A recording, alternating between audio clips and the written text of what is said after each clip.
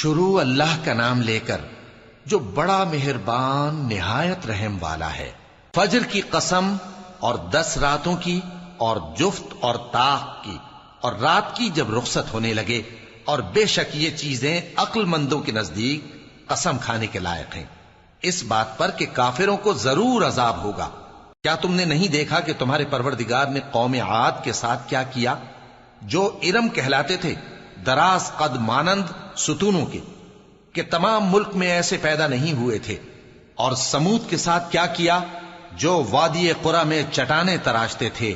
اور فرعون کے ساتھ کیا کیا، جو خیمے اور میخیں رکھتا تھا؟ یہ لوگ ملکوں میں سرکش ہو رہے تھے، پس ان میں بہت سی خرابیاں کرتے تھے، تو تمہارے پروردگار نے ان پر عذاب کا کوڑا برسا دیا۔ بے شک تمہارا پروردگار طاق میں ہے۔ مگر انسان عجیب مخلوق ہے کہ جب اس کا پروردگار اس کو آزماتا ہے کہ اسے عزت دیتا اور نعمت بخشتا ہے تو کہتا ہے کہ میرے پروردگار نے مجھے عزت بخشی، اور جب دوسری طرح آزماتا ہے کہ اس پر روزی تنگ کر دیتا ہے تو کہتا ہے کہ میرے پروردگار نے مجھے ذلیل کیا۔ یوں نہیں، بلکہ تم لوگ یتیم کی خاطر نہیں کرتے، اور نہ مسکین کو کھانا کھلانے کی ترغیب دیتے ہو، اور میراث کے مال کو سمیٹ کر کھا جاتے ہو، اور مال کو بہت ہی عزیز رکھتے ہو۔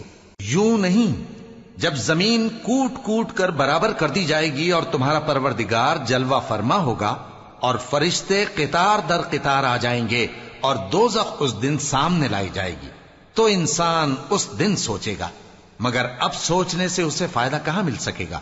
کہے گا کاش میں نے اپنی اس زندگی کے لیے کچھ آگے بھیجا ہوتا، تو اس دن نہ کوئی اللہ کے عذاب کی طرح کا عذاب دے گا اور نہ کوئی اس کے جکڑنے کی طرح جکڑے گا۔ اے اطمینان والی جان، اپنے پروردگار کی طرف لوٹ چل، تو اس سے راضی، وہ تجھ سے راضی، سو تو میرے خاص بندوں میں شامل ہو جا اور میری بہشت میں داخل ہو جا۔